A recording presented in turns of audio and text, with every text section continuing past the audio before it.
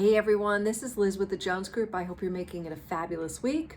We are halfway through the week and I am super excited about this weekend and the rain being gone.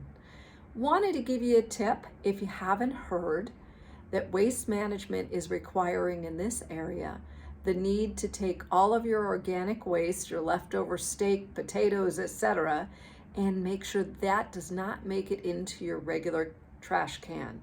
So now they want you to place all of that organic recyclables into your green can, like with your shavings for the lawn or trees or whatnot, and then it's going into a compost pile and it's going to be recycled that way.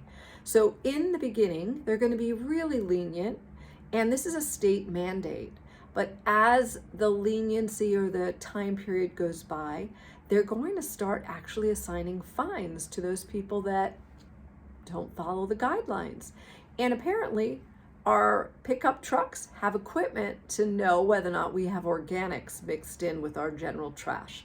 So I'm sure you can visit Waste Management to find out more about this new ruling, and I hope that you're having a terrific week.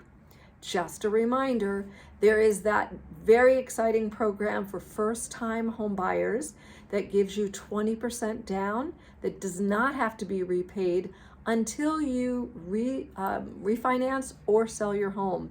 This is for first-time home buyers only, and it's a really great program. The money's going to go fast, so if you have anyone in mind that might be qualified for that program, have them reach out.